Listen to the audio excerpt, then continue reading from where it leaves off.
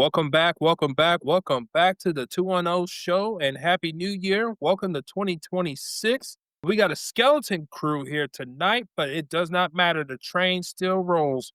And before we get to the proceedings this evening, let's go ahead and get some introductions. I will be your host for tonight, the hater with facts.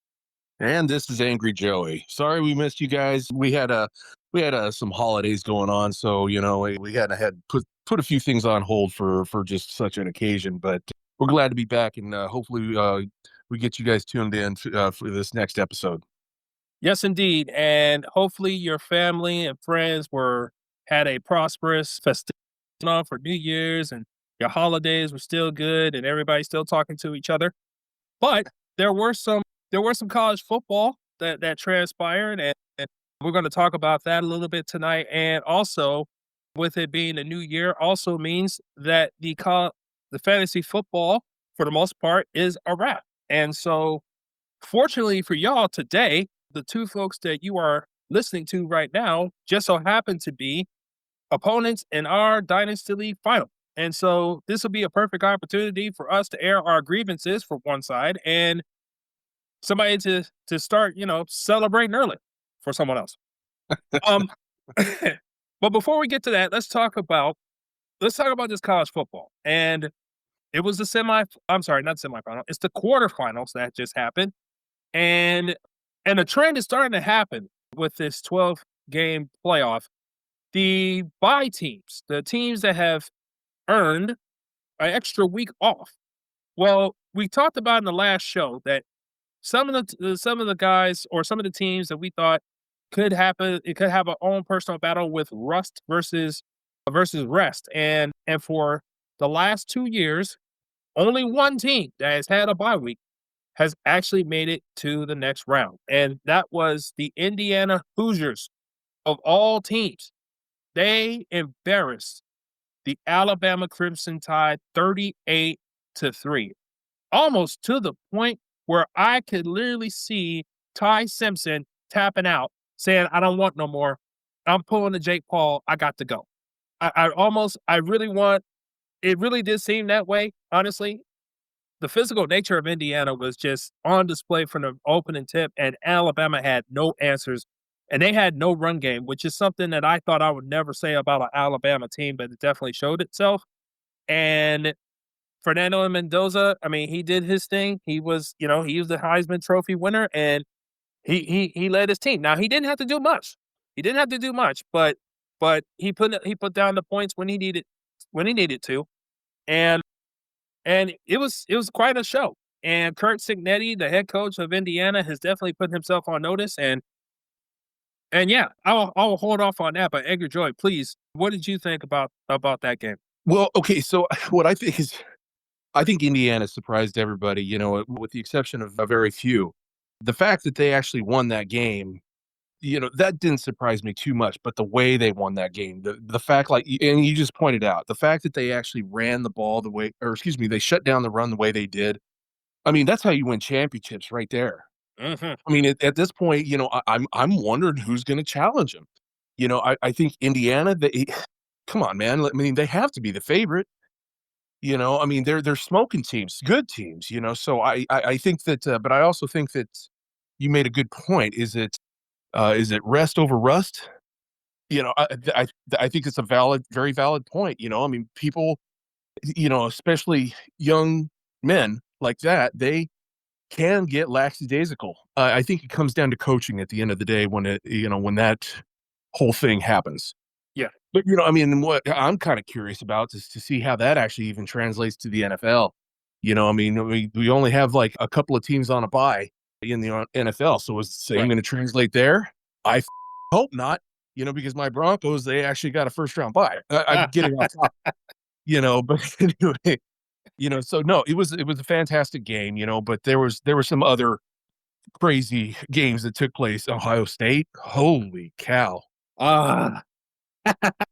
Okay, so for the audience, we've only had one person on our pod that has actually a rabid Ohio State fan, and he's it. Everybody else, unless you're actually an alumni from Ohio or actually, one of those two.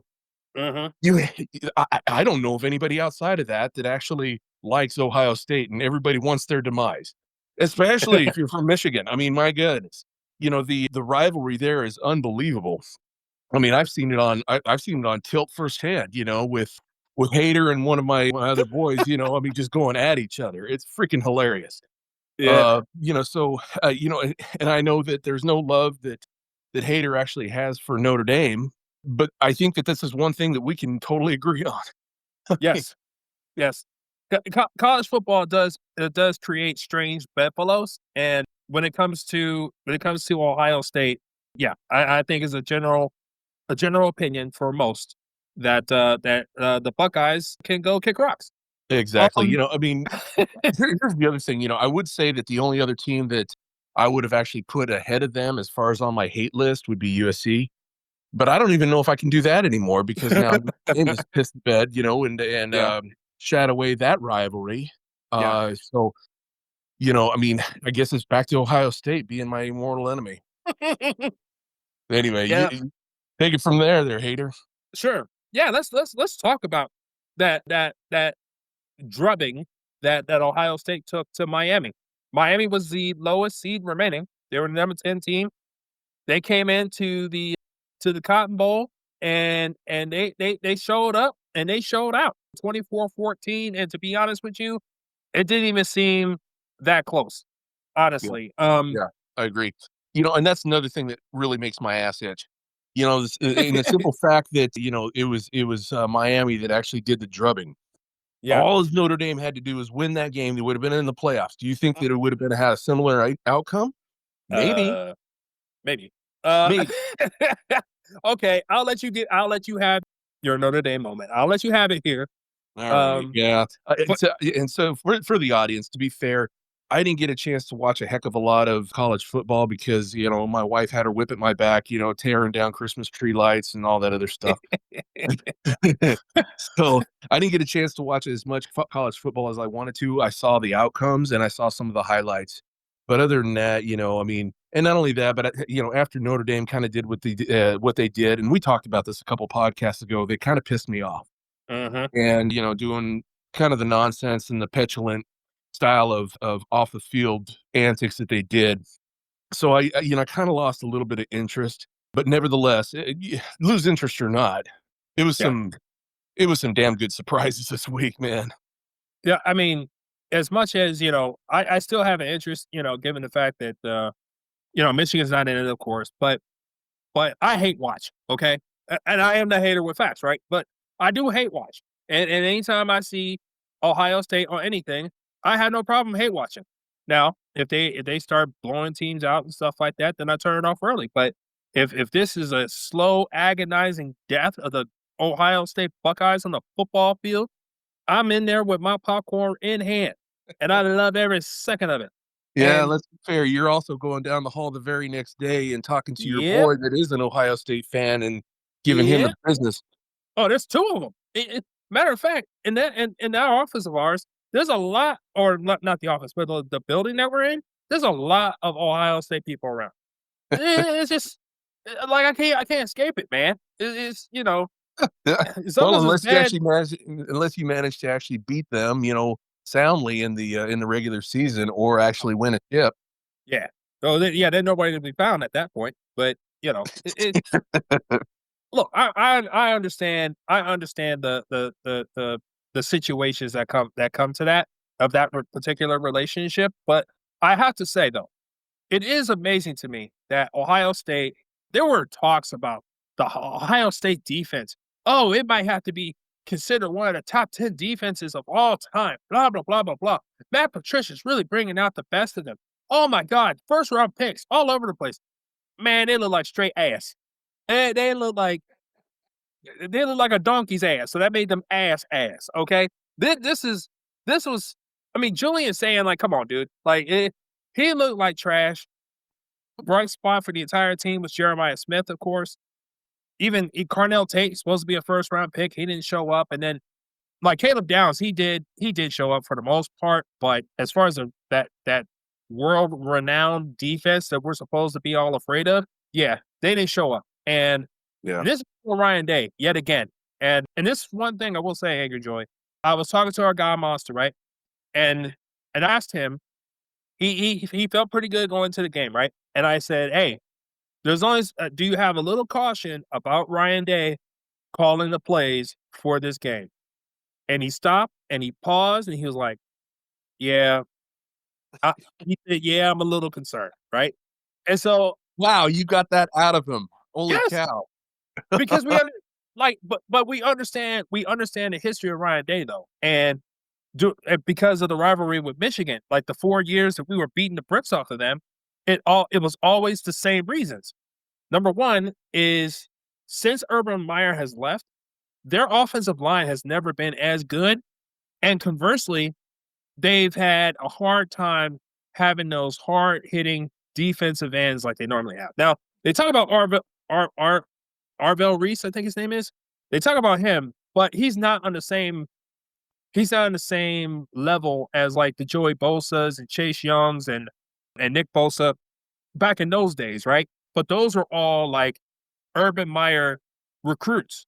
But once Ryan Day took over, he just attached himself to offense all the time, and he just thought he could outscore everybody. But then the last, the 4 years under Harbaugh and stuff like that, we was like, we'll just out tough you, and he's never been able to replicate that.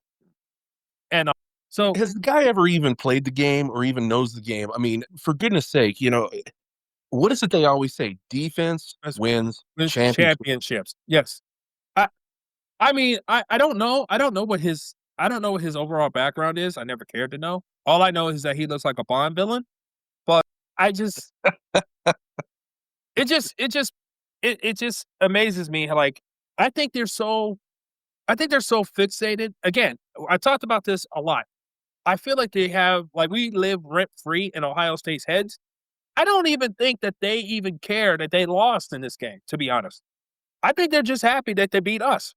Oh Just man, that's y that's pretty sad when you think about it. But Yeah, because I mean, I ain't hear, like, Jeremiah Smith or Carnell Tate or Julian Sand or Caleb Downs or any of those guys, like, saying like, "Oh, man, this really hurts," or, thinking about if they're gonna come back, to try to avenge this or anything like that.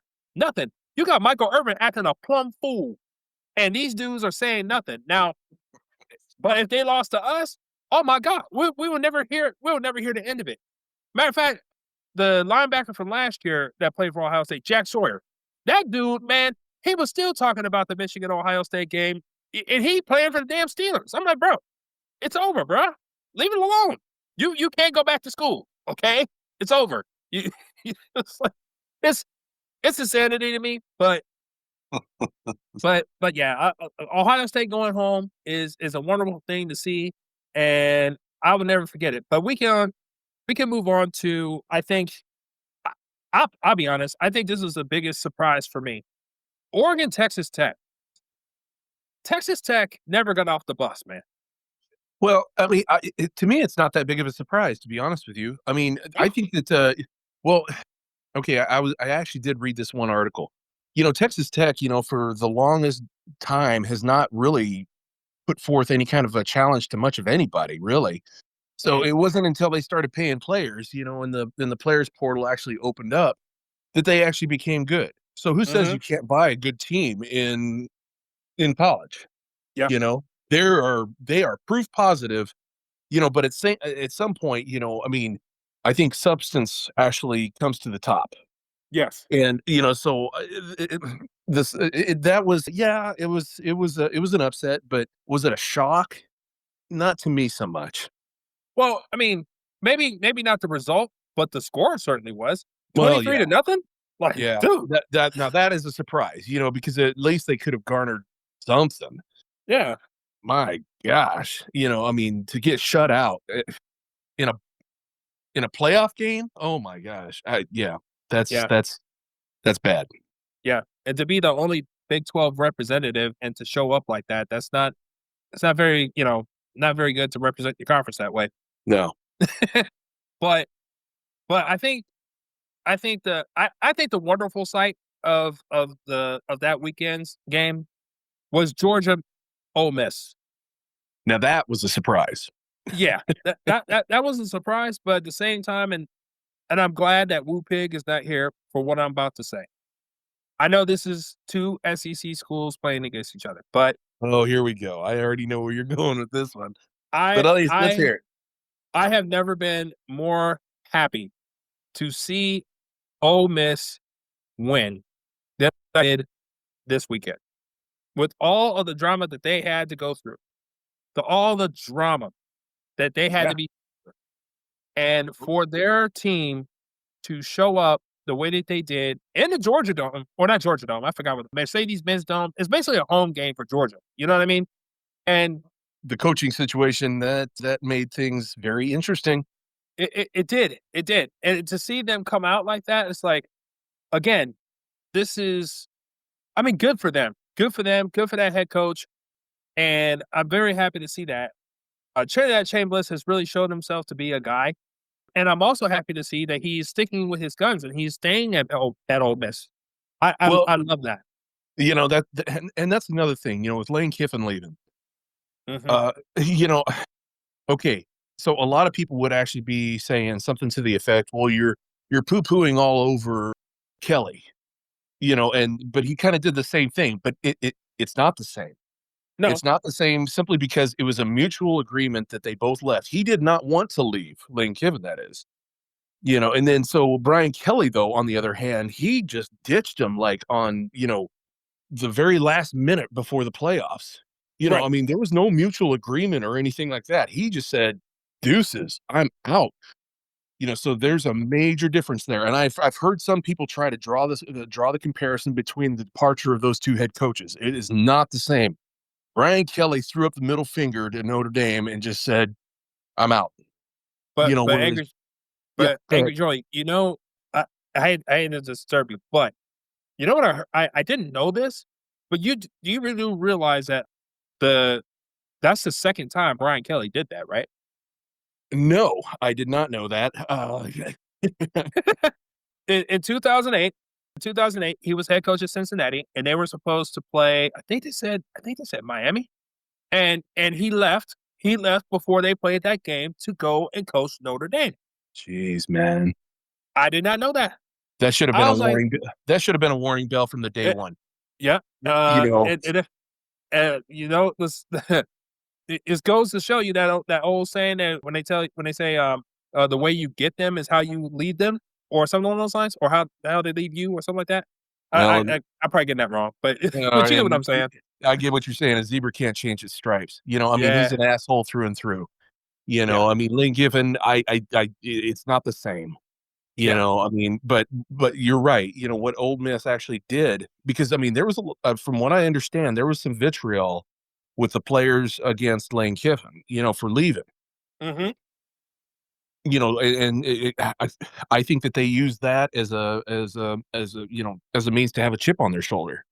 Yeah, Well, look what happened. I mean, it worked out. But but I don't think anybody's to blame in this one. Not the way that Brian Kelly did it. right, yeah. Well, like Brian Kelly deserves his own little special place next to a dumpster for his behavior over the last, I mean, pretty much throughout his coaching tenure. From in my case, I Yeah, and at like the end of all the I day, hear is there's nothing but excuses from that man. But anyway, exactly. What the fuck has he done? What has he accomplished? Nothing. You nothing. know? But he thinks he's God's gift to football. Yeah, he thinks he's a Nick Saban. Yeah. Come on, get the fuck out of here. I mean, I mean, dude. Yeah, you're no loopholes. No, no, absolutely not.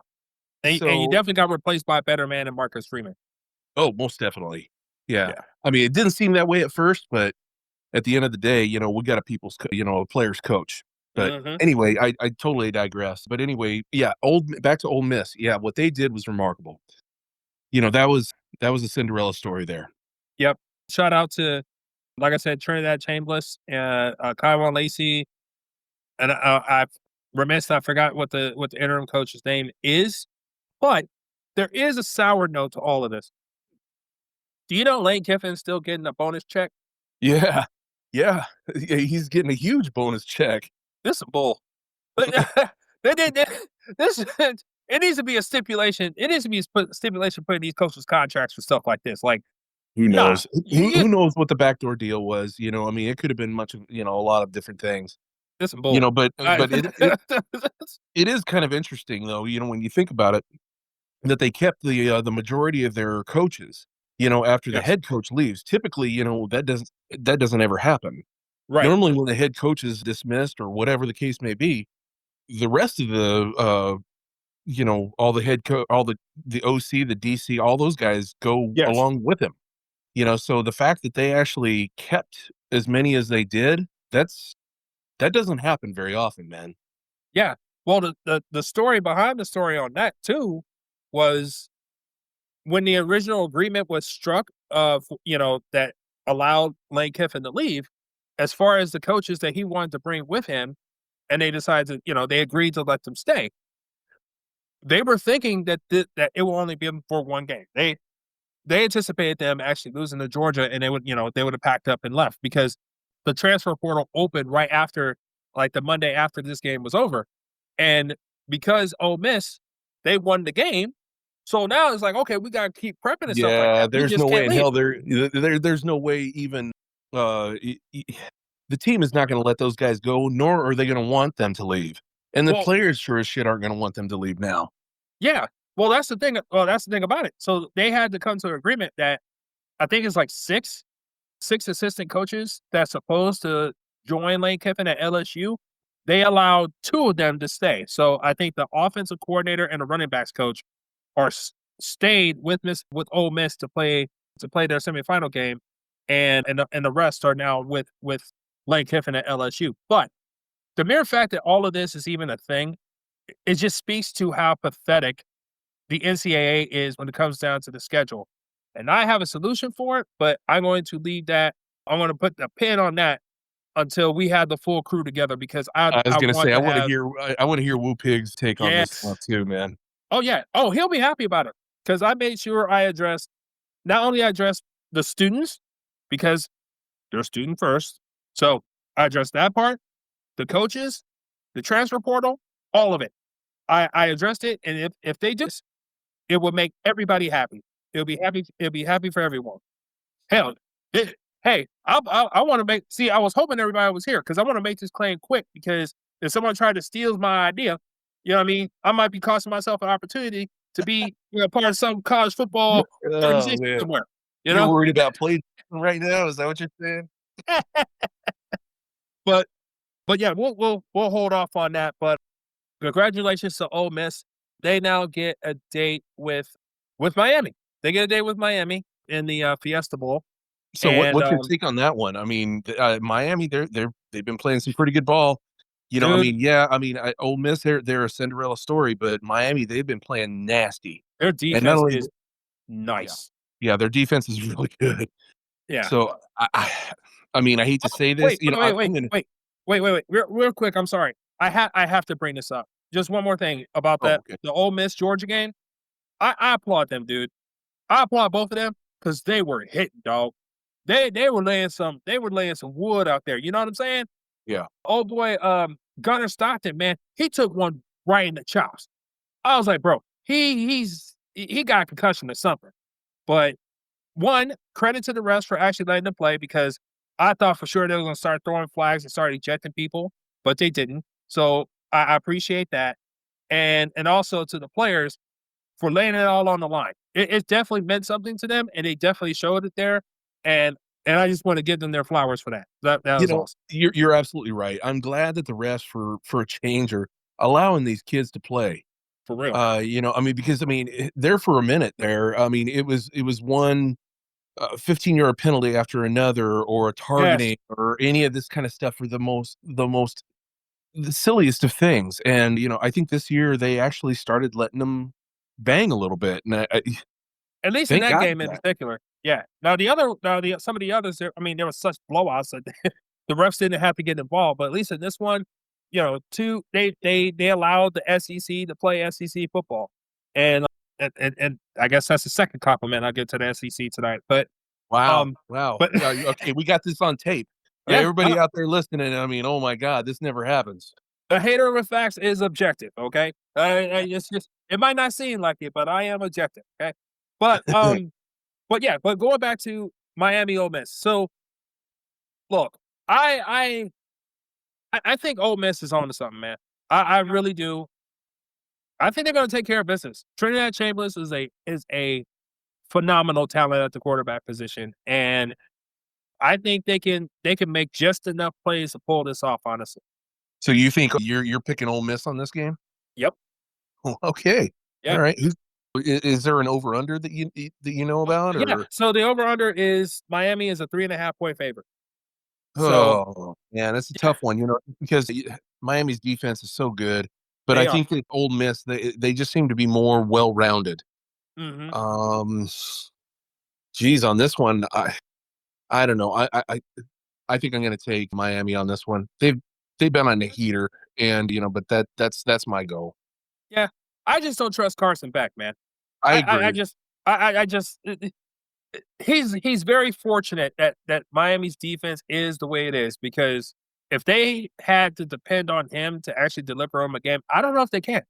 And it might take that for them to actually overcome Ole Miss and what Trinidad Chambers is doing. So I don't.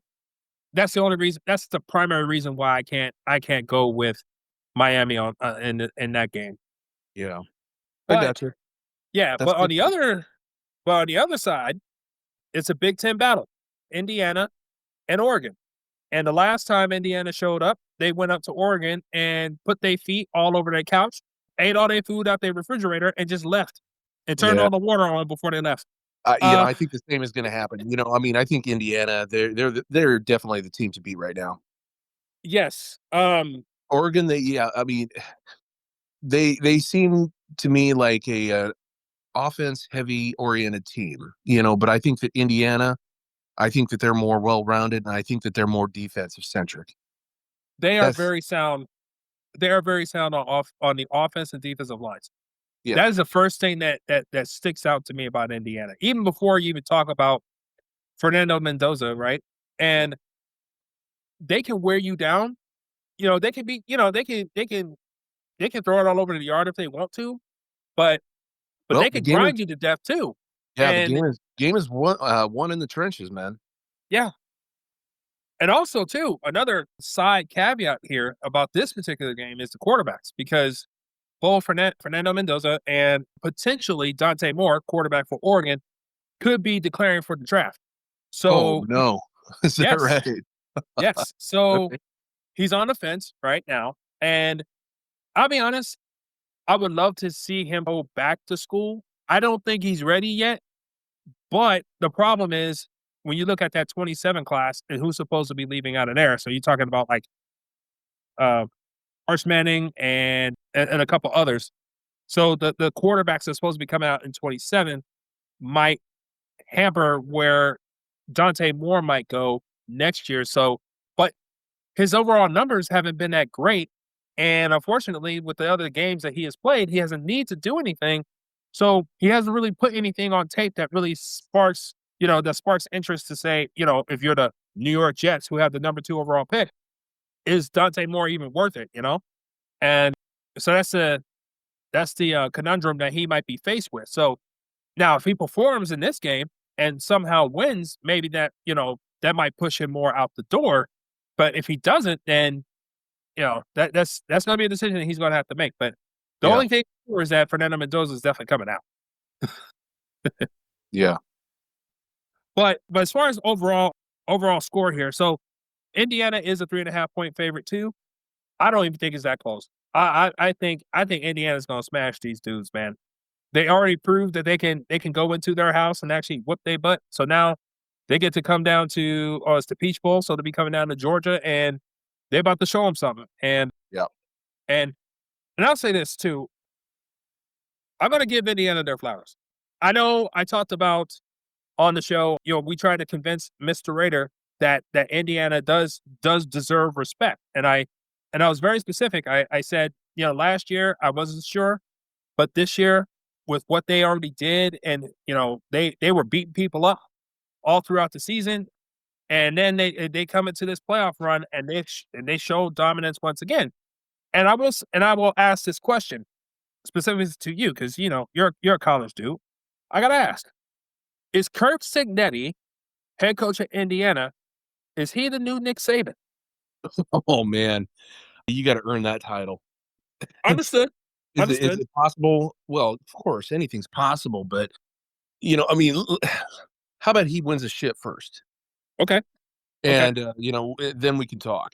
But I think you're gonna have to get a lot more resume before you actually start comparing him to Nick Saban.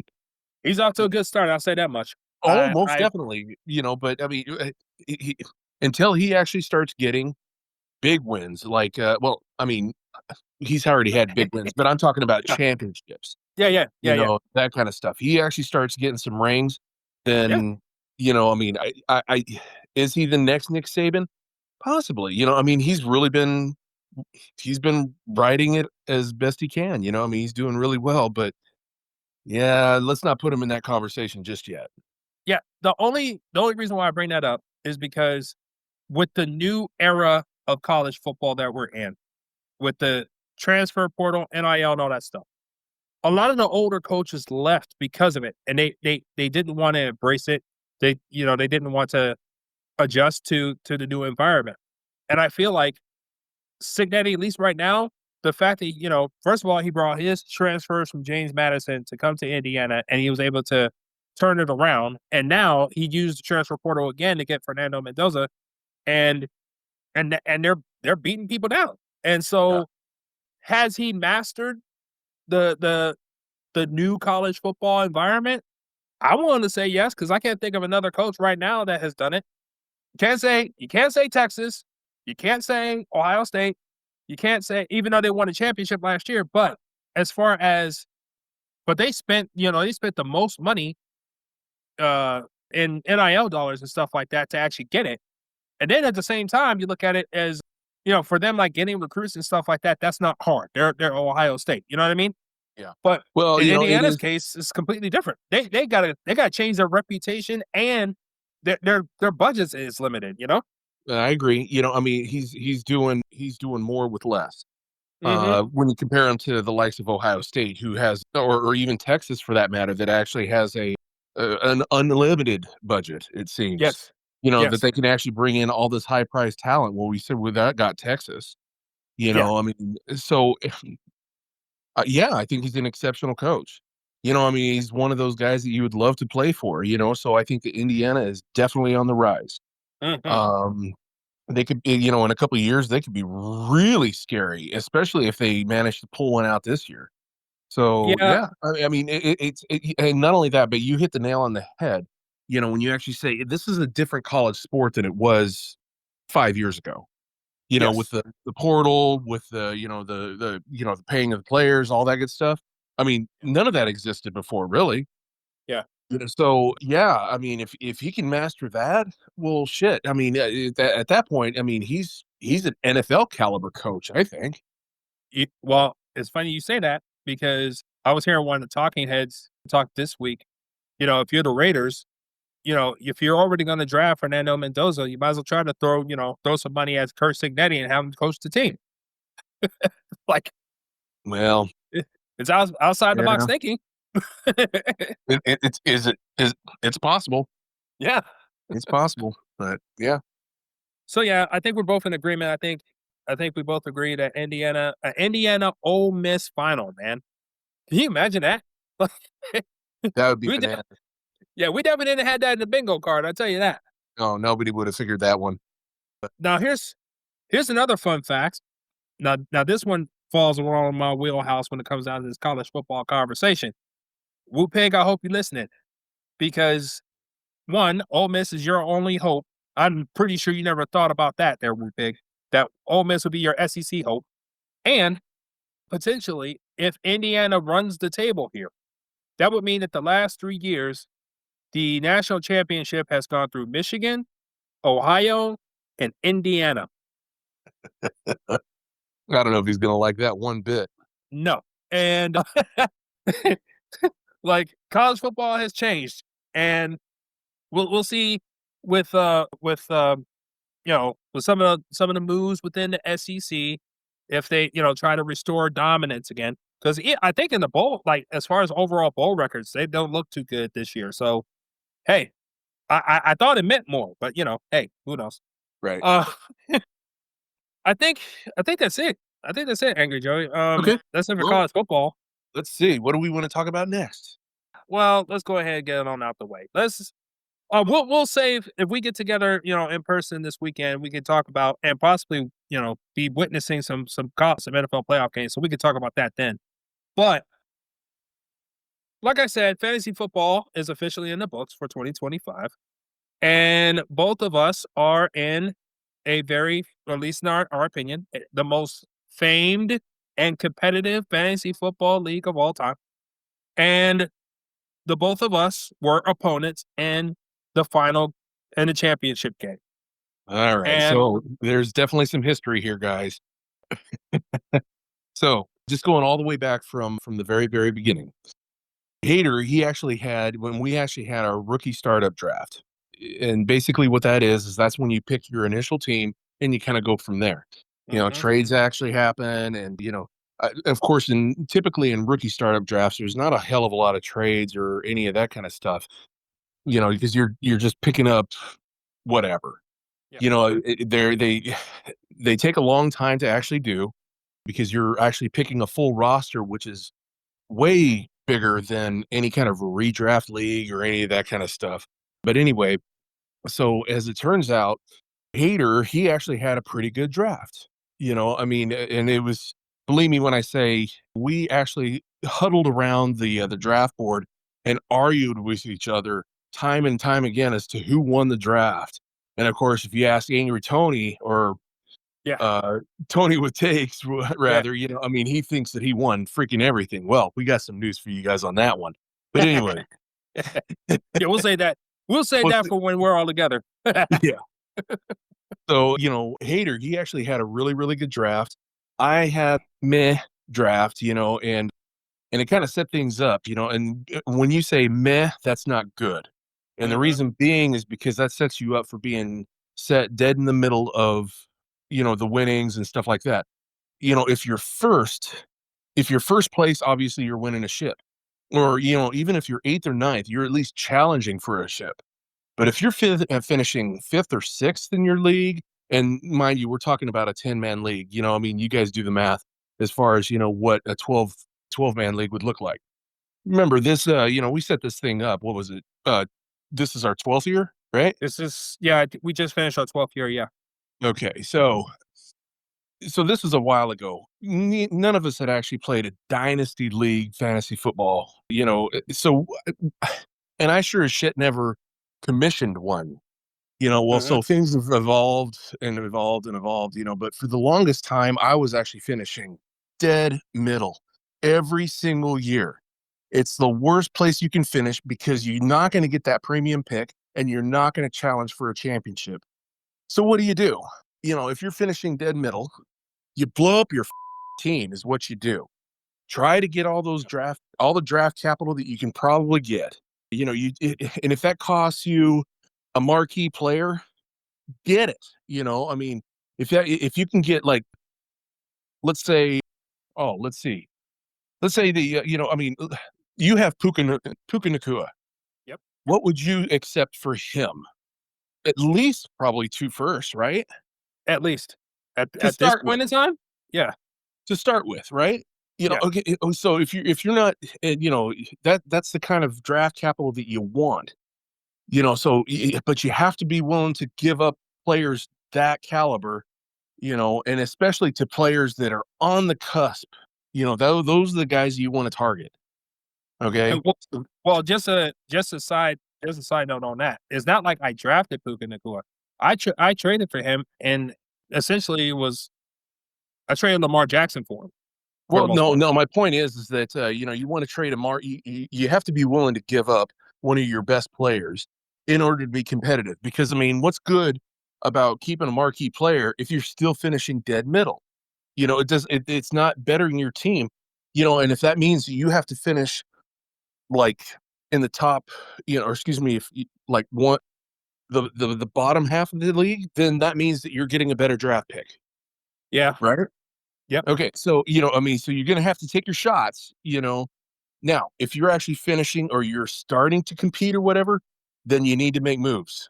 Okay. Mhm. The worst thing that you can do in dynasty fantasy football is be stagnant. That's the Yes. worst thing you can do, because you're just not going to get better. I mean, you can't rely upon, people's mistakes or anything like that. You actually really have to go out and aggressively get them. Yeah. So, I mean, that's kind of what I did.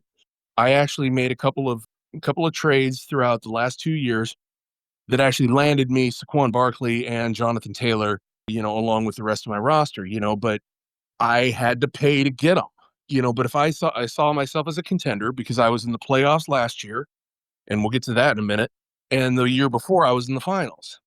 So this year I was like, if I'm going to win, I need to win now.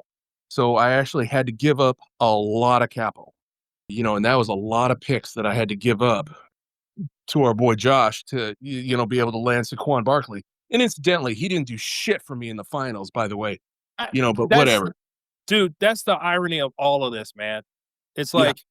like, I mean, if we're not already, revealing what happened here, clearly Angry Joey beat me in the final, 162 to 128, I think was the final score. But Like that. um, but but you brought up trades, right? Well, Jonathan Taylor, who'd you get him from? From me, Uh, right? So, but yeah, but again, what you did I said have you to had to give up? pay for it. You did. You gave up 2 firsts for him, and so of course, if anybody's going to make a move like that, you should. If you're in different trajectories and stuff like that, again, like you said, you can't be afraid to make moves. And as you already know, I'm not afraid to make moves because I've done it the entire time. And Okay, well, there's making moves, and then there's making hated with facts moves. hey, hey, I am a recovering trade addict. Okay, I've gotten better at it. It took some lessons to transpire for me to actually learn the error of my ways, but I have, and Well, and to it, be it fair, took a long time to get here, but I'm here. to, yeah, to be fair for the audience, hated with facts actually did the same thing that I did. He actually made some moves that people were like scratching their head over. And of course, we have a group chat that just, exploded. Hmm. Next thing you know, I look over my phone and, after 5 minutes and I have 86 text messages, you know, and of course, as the commissioner, I have to be there to answer to all this bullshit. Well, anyway, as it turns out, it worked out for him. I mean, because right now, I mean, for the audience, I'm going to say this in all humility, but there's no way that I should have won this game against his team. His team is Mm. stacked. His team is stacked. Now, yes, I obviously have a good team, but we went into this game and there was some really, really bad luck, for Hater. One, Yeah. he has Brock Bowers. He went out for the game. Huge loss, right? Yep. And then, I mean, so he also has Brock Purdy as his Yep. quarterback, and he also has Matthew Stafford as his quarterback, and he also has Puka Nacua. Hmm. Well, how in the blue are you not going to start Matthew Stafford after the game that he had against Seattle? Seattle of all places, he put up a 50 burger in our league. There's no Hey, way you're not going to start him. I mean, so that wasn't on him.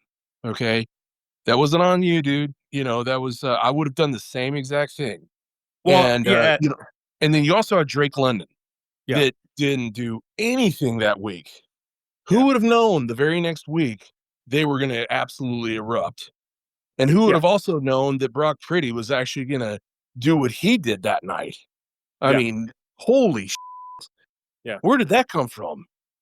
So yeah. but let's talk about one fatal mistake that you did make. Mm, yep. Let's talk about it. Go ahead. All right. So, leading up to the week of the championship, I'm combing through, trying to figure out, injury situations, things like that.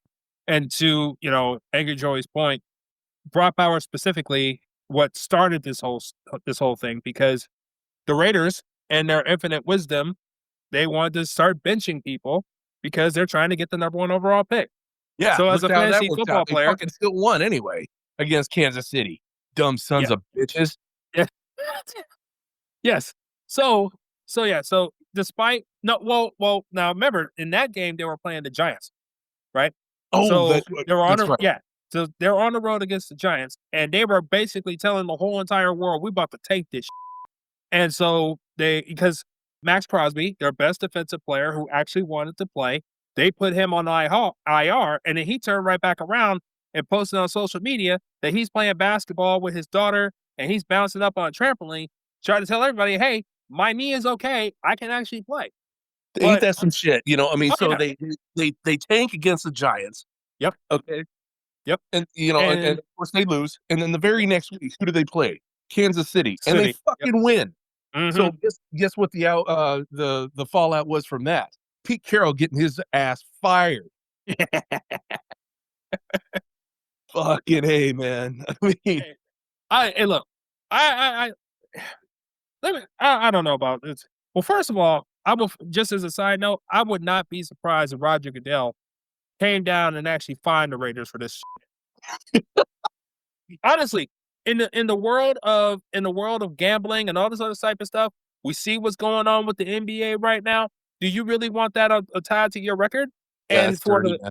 That's dirty, and bro. for the organization, like it's not even it's on the player. This is the organization doing this, and I think I can't remember what team. I had to research it, but I do know that they find the team on the suspicion that they were tanking. Oh man, maybe I You ought to know, do that as commissioner, just on Uh, suspicion. If I think you're I, tanking in our league, man, maybe I ought to you up. well, we had that's another story for another day. Moving Yeah. on. I Okay. digress. Anyway, But so anyway, yeah, the player that you did start in lieu of yes, Brock Bowers, and yes. tell them who you So have on your bench. yeah, so to really make it really hurt, I have Colston Loveland. I Which have you started, which you started. I did start him, but I also have Hunter Henry, Dallas Goddard, and Kobe Parkinson at tight end already. But I decided, I said, I was looking through, social media stuff and I kept seeing all this stuff about Taysom Hill. And I was like, huh, they're playing well. The Saints as a team, they're playing better. Tyler Shuck is actually looking like he could be a potential franchise quarterback. And especially the news about like Chris Olave as well. And I'm thinking, all right, this might be, he might get peppered with targets and stuff like that because that's all I'm looking for. Yeah. Especially this late in the season, you don't know like how Well, not teams are only going to that, but adjust and all those types of you things. put him in the Wildcat, and he'll do his thing there too. Right? Stuff because Yeah, Alvin Kamara was out as well. exactly. And so I was like, with all of that as a backdrop, I said, okay, I'm thinking, you're thinking the same thing. So I wanted to beat you to the punch. So I was like, all right, I'm gonna go ahead and snatch him up right now. I just pick him up, if for nothing else, to make sure that you couldn't get him. And then I was like, I might not have a choice because Brock Bowers is not going to play. I didn't know, for Dallas Goddard's situation, I didn't know how, Nick Sirianni, how he's going to do. And then Hunter Henry, just wasn't sure. So I said, all right, I definitely was going to start Loveland. And I said, okay, I'll start Taysom Hill in my other wide receiver spot or the flex spot between wide receiver and tight end. And lo and behold, this some bitch gave me 3 targets. And Yeah. we don't get points for targets, ladies and gentlemen. We do not get points for targets. He You got got me a a big cheese fat plate, donut, though. a goose egg, a tire. I mean, I can't believe I was like, I know this dude. Like the first half, when I saw he had nothing, I was like, what in the world is going on? Did he get hurt or anything like that? I'm searching. I didn't see nothing. I'm like, Yeah. Okay, so needless to say, I mean, when we're watching our rosters religiously throughout the week when it comes to championship week. yep. Okay, I mean, it is, I mean, dude, I think I told you, I did not sleep for 2 days. Because I mean, I was laying there, but I was just, looking up at my ceiling going, "What the fuck is he gonna do?" And sure enough, when I actually saw you put Taysom Hill on, I was like, "Okay, what the hell does he know that I don't?" You know? So I'm scouring the internet going, "Okay, what the fuck?" You know? As it turns out, you gave me a gift. Yep. But that wasn't the whole thing, I mean, because you also had some other things because you had Drake London. I would have probably Right. started him too, because I know that Kyle Pitts has actually been playing really good, but they were actually playing against the Rams. Right. Right. in LA, so Yes. that's an I easy start. I mean, sometimes at the end of the day, guys, it's luck. Mhm. I would say it's probably a good 70% luck, maybe a Mm, little bit more. I don't know, but I mean, there is some skill involved with who you draft, how you set your lineups, who you trade with, how, how, all those kind of variables. But when it comes to players and how they come to play, you never know. At the end of the day, you just don't. yeah. But I can tell you that winning a ship in our league is a big deal. Yeah. I mean, to get your name on our belt is fucking huge, right? Yep. And I never thought in a million years that I would actually see my name on it, because if you're a commissioner, you're almost doomed to actually Yeah. never write, walk up those steps. But Yeah. anyway, Yeah, and, your and, and scores to are be well, honest, not actually put around you, but yeah. whatever.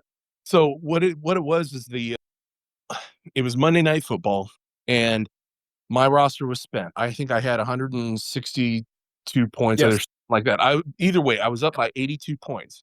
Mhm. The problem is that I actually was looking at your roster and I was like, my life, he actually has Matthew Stafford, Puka Nakua, and Drake London playing tonight. Mhm. Dude, I actually wore out my carpet pacing back and forth that whole night, and as I was sitting there watching, this game unfold, and of course, the Falcons, they actually went up big. They actually smashed Matthew Stafford, huge, Yes. right? Yes. I think they got they picked him 3 times, and I think that they Yes. had 2 or 3 He threw a sacks. pick six. Yeah. Yeah, huge pick six. Well, that didn't do me a damn bit of good. I don't want him throwing a pick six. I want them to throw a pick and then it go to the 20-yard line. Oh. I need them to waste the clock is what I need them to do. Oh. I That's was just like, going to make him want to okay. throw the ball that much more, right? So Yeah. anyway, so as the game unfolds, sitting there watching Puka Nakua, he actually gets a 45 or 49-yard bomb touchdown from Matthew Stafford, and I'm like, no, because that's easily in our league. That's an easy what Oh, 20, dude. 25 points right there. That's easy. Yeah, between the both of them, that's about 20 points worth of Yeah, yeah, that's big worth of points, big points. yeah. Yeah. So yeah, I'm sitting there watching this, going, no way that just happened. And next thing you know, holding. Refs. Oh man, there is a God, you know. Oh. Yeah. Anyway, so then that happens. But later on, I mean, Puka, he actually does do a score, but it was only a 15-yarder. I can live Mhm. with that, Yeah. because I was still up 82 points to you starting off the night, which is a considerable amount. But if you look at the week before when they played against a very, very good Seattle defense, Stafford and Puka, they lit the place up. Yeah. Drake London, you didn't know what he was going to do, but you know what he's capable of. Yes. So is within the realm of possibility, given the way our team is scoring, to think that you could actually, come back and beat me? Because I had nothing going that game. Right. Yeah, it was all me. The Yeah, stage was all mine. And I was looking at it and I was like, yo, I was like, okay. yeah. I'm So over I'm like I'm counting it out because I was like, yo, I was like, all right, he can get about like Staff can get about 350, 2 touchdowns. So that's what that's like 32. And I was like, all right, well, what if he between got that, okay? So I mean, do the math. Let's yeah. let's say that he actually throws 2 touchdowns to Puka, and he actually throws for 350 yards and 3 touchdowns. Okay. So I 350 fucking lose yards, is that's what happens. 35. Yeah. So that's 35 points from yards alone, 12 points for passing touchdowns. So that's three. So that's what's that, 47. And then Puka, so that's at least 2 catches. And like if he had like 100 yards, so that's another two points. So that's 12. And then if he has 2 touchdowns out of that, so that's another 12. So yeah, that's it. Yeah, That would have been it. That and would have been that was the that's not difference in even the game. including Drake London. So Correct. Yes. as the audience can understand, if you're as passionate about fantasy football as we are, I Hmm. was pacing back and forth, like I said before, leaving a little pea trail behind me. And then when they actually threatened, when they actually came back and they tied the game, I was like, "There's no fucking way this thing's going to end up in a tie." Because if it goes to overtime, I'm Right. Yeah. and sure enough, Atlanta, they did everything in their power to make me worry, because it came down to a final kick, which he nailed, and yeah, so the rest is history. And I just, I couldn't hold back my excitement. I actually did have to call my best friend and wish him, dude. Yeah. I don't even know what to say, man. I mean, it's Well, yeah, you had me on the ropes, man. But I will say this for the audience, I mean, his team is going to be good for a minute, so but oh, it's pretty injuries exciting. are, yeah, he's notwithstanding. But I'll say this. Just like I told you when you actually called me, I really didn't want to talk to you. But what's shocking enough, I didn't even watch the game. See, while What? you were yeah, while you were pacing all over the place, I was playing Expedition 33 Oh my! because the reason why was because the previous week when we just talked about the Stafford game and stuff like that, and how I thought it was over and done with for me, and Brock Purdy came up and he had that 5 touchdown game. Yeah. I didn't watch that game either. So I was like, all right, let me keep this momentum going. Being a little superstitious I am, I said, okay, I'm not going to pay attention to the game because I don't want to get angry. And, and because I was down by so much, given the fact that Taysom Hill already gave me a 0, the Lions pooped the bed, if you remember, because that was a Yeah. Christmas weekend, and they went to Minnesota and totally pooped the bed. And so Jameson Williams didn't do anything. So I was like, oh man, this is gonna be I thought it was gonna be a blowout. So Did at you have that Montgomery too? I mean, you had Montgomery, right? yes, but I didn't start him though. Oh, okay. Okay. Yeah. I started Achane and Tony Pollard. Okay. So yeah. They got you some Um point. yeah, he did. And so but Colson Lovin was the only dude on my team that actually gave me any hope. 'Cause I'll tell you what, dude, he's going to be a banger. I mean, at the end of the yeah, day, I think that right now you're going to have probably some of the best tight end class, or excuse me, you're going to have the best tight ends in our league. Between Bowers and Loveland. I mean, because Loveland, I mean, he yeah. was he was solid, dude. Yeah, he was You yeah. know, He's and definitely growing in the offense, which makes me happy. But I feel like, and I probably shouldn't say this, but I feel like that's one of the bigger advantages that we do have in our league, despite the fact of how our quarterback scoring is a little bit more skewed than most. But I feel like if you have a dominant tight end, that gives you a leg up. And well, yours that's is absolutely right. yeah, your Absolutely team right. is an example of that because Trey McBride is tight end 1 right now. Yeah. And he definitely showed his butt in the championship game as well. So kudos Yes, to he you. did. Yeah. Sorry, man. So But no, I mean, it also matters to know how your league scores. mhm. Because in our league, we are a tight end premium. Yep. So and what that means is instead of getting, a point for every reception, you get 1.5 points. Mhm. Well, that adds up. I It mean, adds if up you're saying, quickly. yeah, Yes. especially if you're dealing with rookie to young quarterbacks, they tend to check down to their tight ends a lot. Yeah. So it's important to get that really valuable tight end. And I figure, if you can get a top 10 tight end, you're solid. But top 5, those are unicorns. Yep. So you got at least one of them. Yeah. Cortland Sutton, or excuse me, not Cortland Sutton. I'm sorry, Loveland. Yeah. Uh, yeah, I'm sorry, my mind's No, somewhere else. no, you're fine. But with Loveland, he could be an uprising star. I mean, that's Yeah. exactly where McBride actually started. Hell, Mhm. that's where Travis Kelsey started, Kittle, and all those Yep. other tight ends. So if you have a tight end premium league, invest. I mean, I can't stress that hard enough. But Yeah. I mean, it's a big position, and they're rare. Yes. Running backs and wide receivers, hell, even quarterbacks for that matter, they come dime a dozen. You know, Yeah. but tight ends, are, great, really good tight ends, they are rare. Yeah. So yeah, take note. Especially young ones. If you can find a young one, and this has been a good tight end class. And I Yeah. know we'll talk about this with the rest of the group in the coming weeks, but the tight end class this year, like Harold Fannin, Loveland, Tyler Warren, like these dudes, like they definitely showed Oh themselves. yeah. Even Mason Taylor for a quick minute. he showed some spark as well. So Good point. it was definitely a Good good point. tight end class. Yeah. Yeah. Yeah, Um, unfortunately, I had to mortgage pretty much all of my draft picks, so I didn't have anything, but it got me a ship, yep. and at the end That's of the what you can day, ask that's for. what it's all about, I mean, yes, did I have to mortgage my future to get that ship?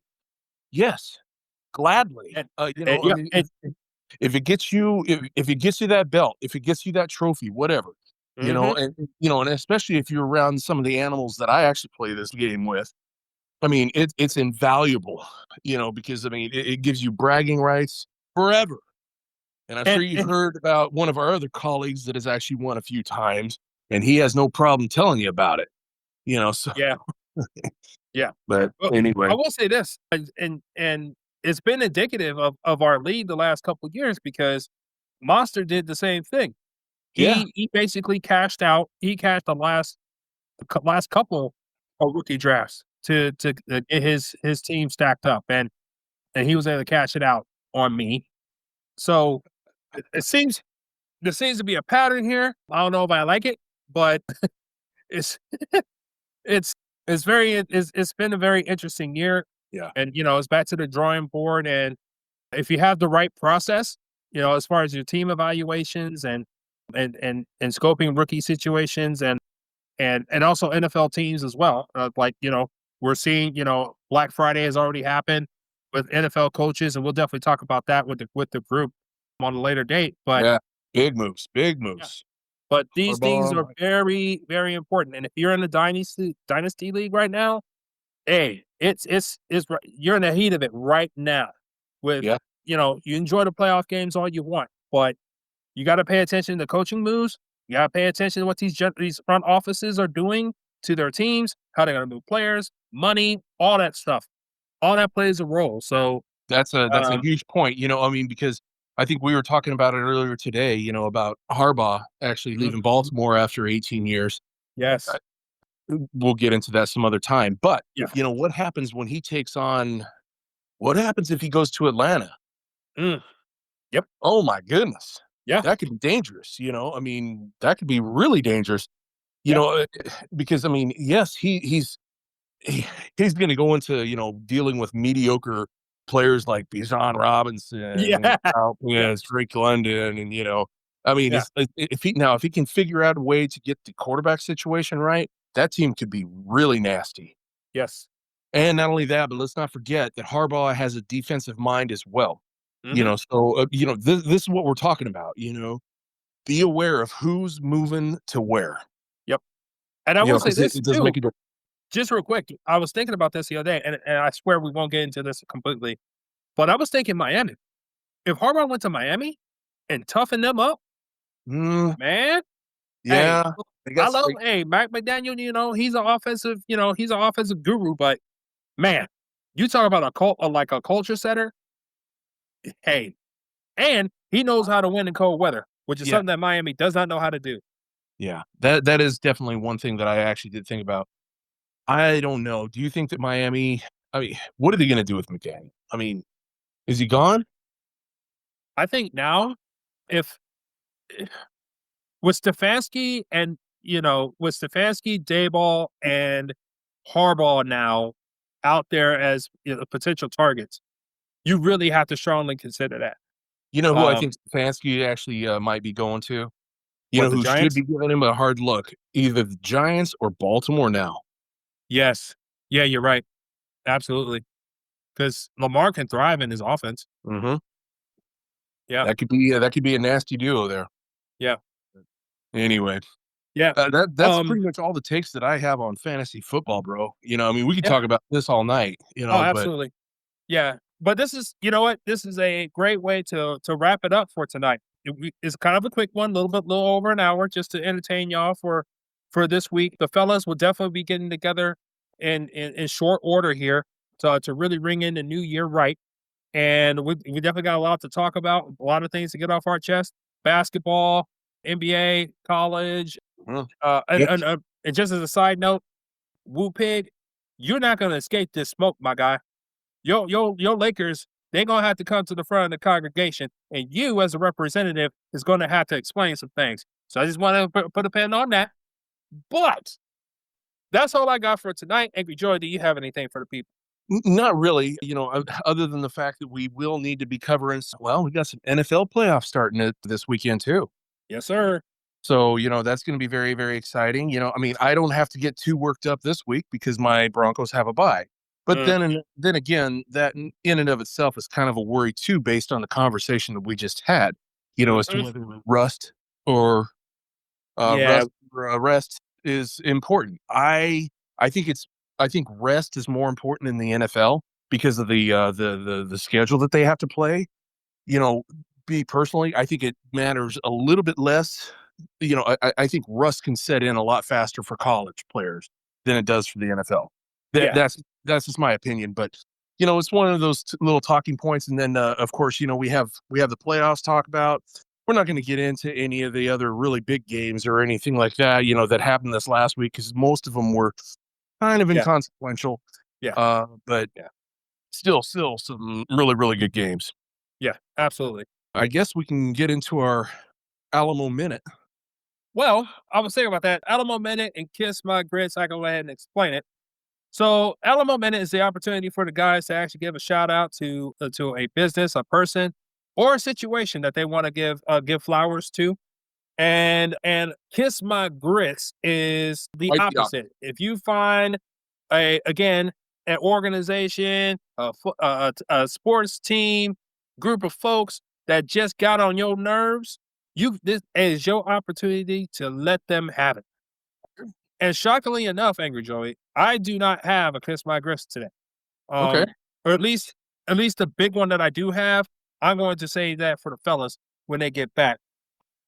But as far as the Alamo Minute, all I will say is, like I said at the beginning of the show, Happy New Year to everybody, and nothing but peace and success for 2026 for everyone, and everything that you strive for or striving for actually comes to fruition for you. So that's Amen. all I have for that's what I have for my Alamo Minute tonight. So I do have a legit Alamo Minute.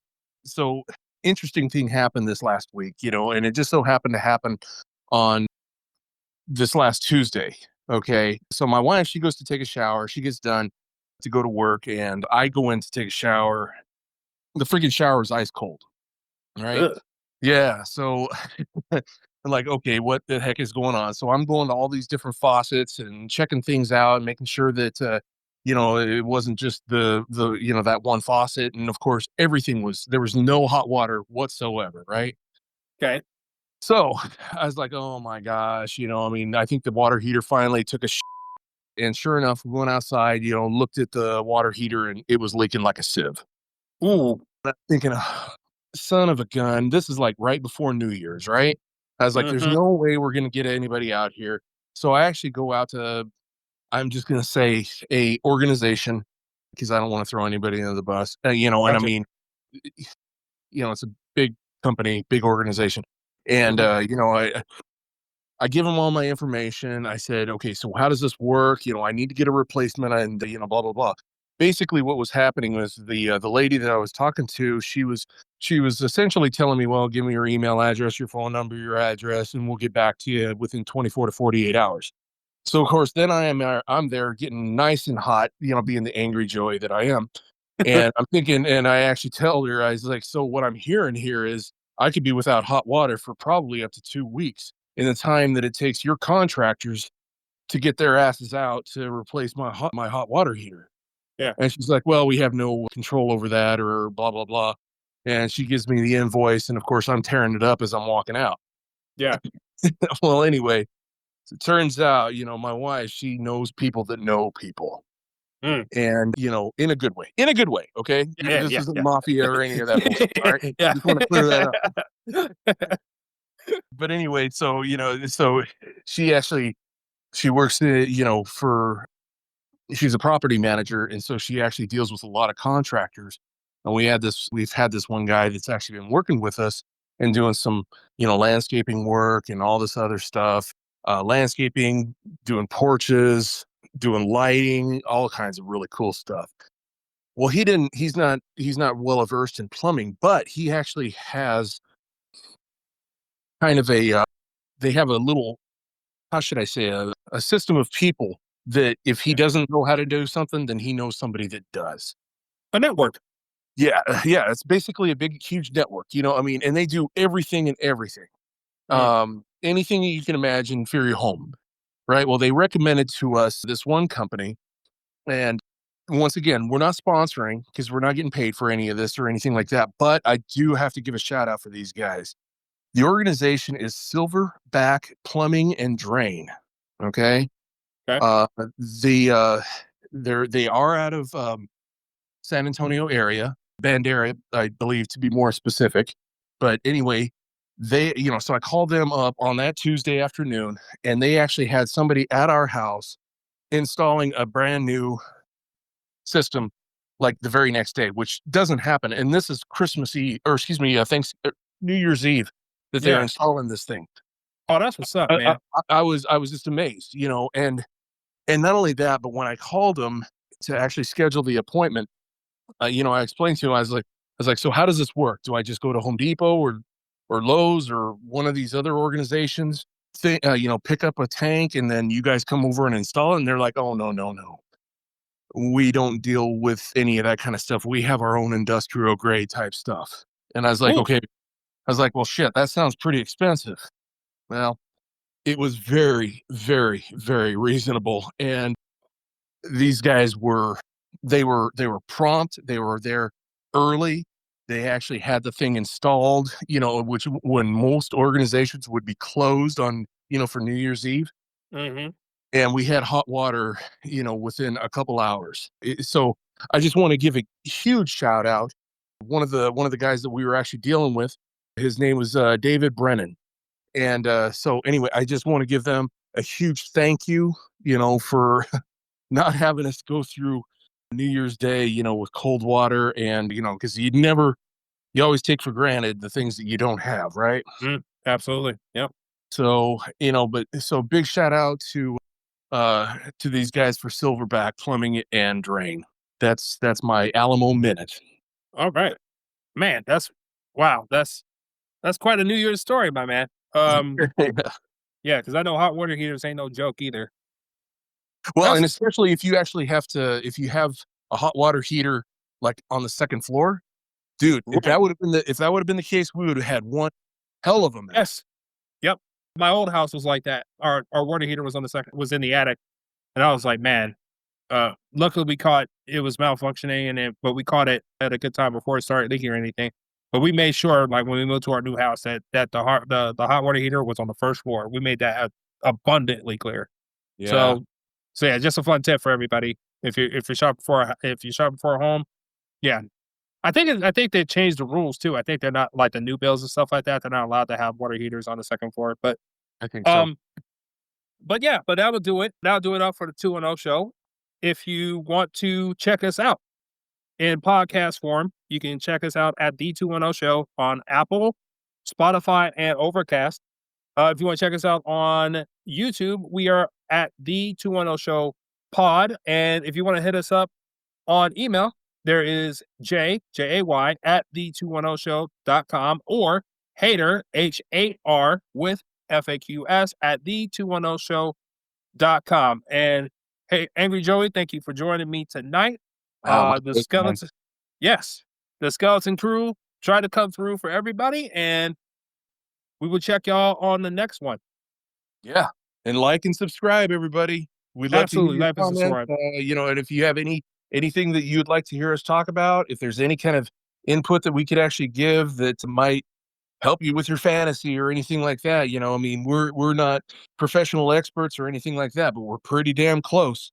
If you do say so ourselves, yes, So, but we'd love to hear back from you all. absolutely. All right, everybody. God bless you and have a great night.